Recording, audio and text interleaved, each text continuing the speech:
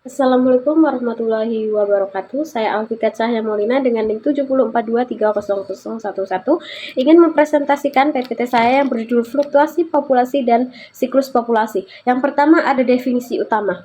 Fluktuasi populasi adalah perubahan jumlah individu dalam suatu populasi dari waktu ke waktu. Selalu kita dapatkan bahwa densitas populasi tersebut tidak betul-betul konstan, tetapi turun naik. Nah, populasi itu tidak pernah betul-betul stabil meskipun lingkungannya dapat dikatakan stabil. Meskipun demikian, kita dapat menyatakan adanya stabilitas populasi pada kondisi tertentu. Artinya bahwa populasi tersebut mengalami fluktuasi atau asilasi stabil. Yang kedua ada siklus populasi. Nah, fluktuasi yang berulang secara berturut-turut itu memiliki periode tertentu, misalnya 3 tahun sampai 10 tahun.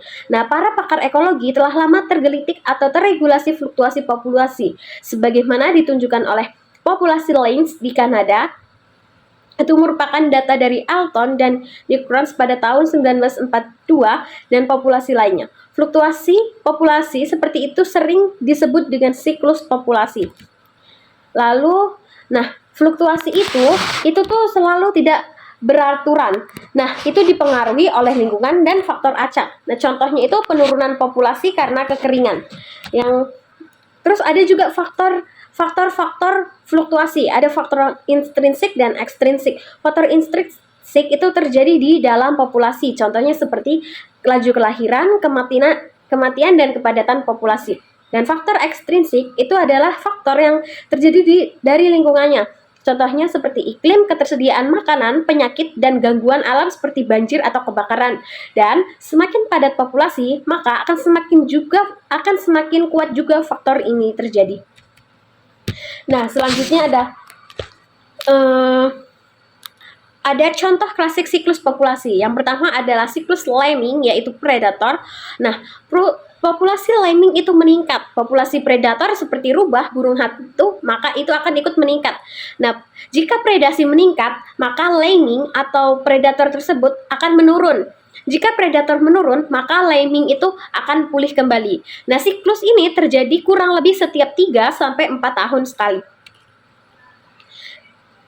Di sini ada gambar yang menunjukkan bahwa di sini sumbu X itu adalah waktu per minggunya. Nah, sumbu Y itu adalah jumlah individu dewasa. Terus yang garis merah ini ada kalandra dan garis biru ada rhizopetra. Nah, kedua spesies ini menunjukkan fluktuasi populasi dari waktu ke waktu. Kalandra itu yang berwarna merah tadi, itu memiliki populasi lebih tinggi dan fluktuasi besar. Nah, rhizopetra yang berwarna biru itu meningkat di awal tetapi menurun drastis dan stabil pada jumlah rendah. Nah, lalu selanjutnya ada gambar kedua, yaitu yang mangsanya itu yang berwarna ungu dan predatornya itu yang berwarna merah. Yang berwarna ungu itu ada Erythrotrachus sexmaculatus dan predatornya adalah Diplodramus occidentalis. Nah, yang sumbu sebelah kiri itu populasi mangsa, sumbu sebelah kanan itu populasi predator, dan sumbu X itu adalah waktu per minggu. Nah, populasi mangsa ini naik terlebih dahulu, setelah itu populasi predator pun ikut meningkat. Lalu ketika predator itu meningkat, mangsanya tersebut akan menurun.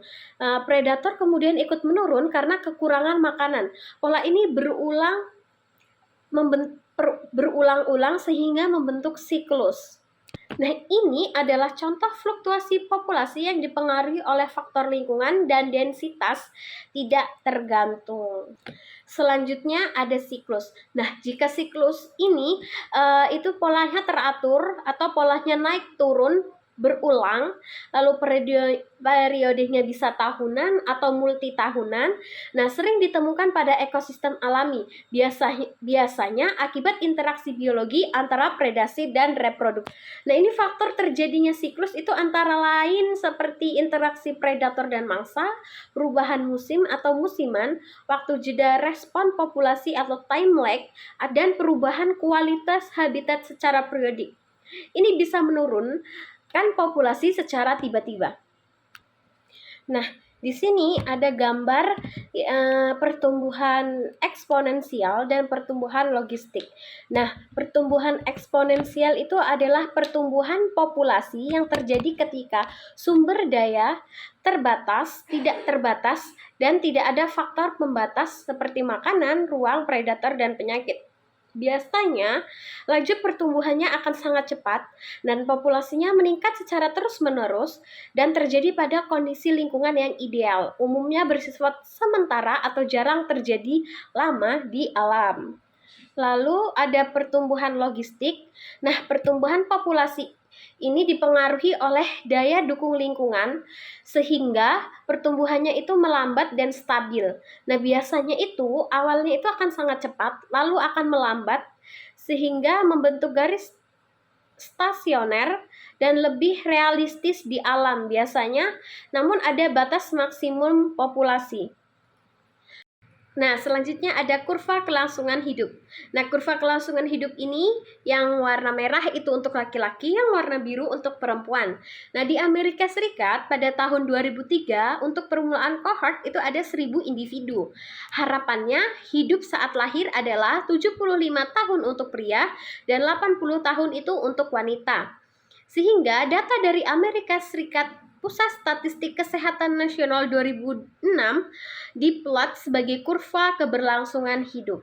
Selanjutnya di sini ada kurva survivorship. Nah, di sini ada tipe 1, tipe 2, dan tipe 3. Tipe 1 itu yang berwarna biru di atas, lalu tipe 2 itu yang di tengah garis lurus, lalu yang tipe 3 itu yang di bawah. Nah, tipe 1 ini adalah menunjukkan kematian rendah pada usia muda dan menengah. Itu tingkat kematiannya tajam pada usia tua. Dan ini umumnya terjadi pada mamalia besar, misalnya seperti manusia dan gajah. Nah, selanjutnya ada tipe 2. Nah, ini tingkat kematiannya konstan di semua kelompok umur. Setiap individu, muda maupun tua, itu memiliki resiko kematian yang sama dan umum pada burung, reptil, dan beberapa mamalia kecil. Nah, seperti itu. Yang tipe ketiga itu seperti ada kayak kematiannya itu sangat tinggi pada tahap awal kehidupan. Dan individu yang bertahan hidup melewati tahap muda cenderung hidup lebih lama. Nah, umumnya itu pada ikan, amfibi, invertebrata, dan tumbuhan yang menghasilkan banyak keturunan namun dengan sedikit perawatan. Nah, selanjutnya ada kurva kelangsungan hidup lagi, dan ini adalah yang saya tampilkan adalah gambar ilustrasi kurva kelangsungan hidup survivorship curves. Nah, tipe 1 itu tadi yang warna kuning, di situ ada mortalitasnya rendah di awal, tinggi di akhir, contohnya mamalia dan manusia. Lalu tipe 2 itu yang warna biru tadi, terus mortalitasnya konstan di semua umur seperti burung, reptil, dan mamalia kecil. Tipe 3 itu yang warna hijau, mortalitasnya tinggi di awal, rendah setelah dewasa, contohnya ikan, amfibi, dan tumbuhan, sama seperti yang tadi yang saya jelaskan. Nah, ini adalah kurva angka kematian per tahun untuk setiap individu. Nah, ini adalah contoh ilustrasi kurva angka kematian per tahunnya di setiap interval usia. Di usia muda tingkat kematiannya itu tinggi, usia dewasa angka kematiannya relatif rendah dan stabil, lalu di usia tua itu mortalitasnya meningkat tajam sehingga membentuk lengkungan. Lalu di sini ada grafik lagi. Gambar pertama itu pertumbuhan linear. Nah, populasinya bertambah dengan jumlah yang tetap setiap satuan waktu, lalu ada kenaikan dari waktu ke waktu atau konstan, itu garis lurus ya. Nah, ini artinya setiap periode penambahan individu kurang lebih sama. Contohnya lingkungan sangat stabil, ketersediaan sumber daya dikendalikan, reproduksi atau penambangan usia dibatasi.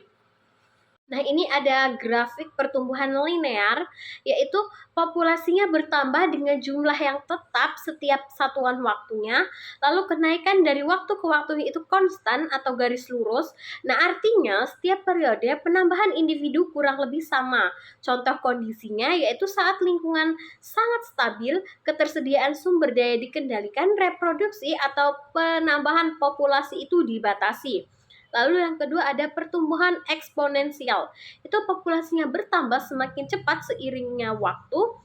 Awalnya lambat lalu meningkat tajam membentuk huruf J, lalu pertambahan populasi sebanding dengan ukuran populasi itu sendiri. Nah, contoh kondisinya itu saat sumber dayanya melimpah, tidak ada predator, penyakit atau kompetisi, maka populasi baru di habitat yang baru. Nah, jadi kesimpulannya adalah fluktuasi populasi merupakan perubahan ukuran populasi yang terjadi secara umum dan seringkali tidak berpola sebagai respon terhadap faktor biotik dan abiotik di lingkungan. Sebaliknya, nah, siklus populasi adalah bentuk khusus dari fluktuasi yang terjadi secara teratur dan periodik yang muncul akibat interaksi mekanisme biologis internal seperti faktor densitas tergantung dan adanya keterlambatan respon atau time lag. Sekian presentasi dari saya. Saya akhiri. Wassalamualaikum warahmatullahi wabarakatuh.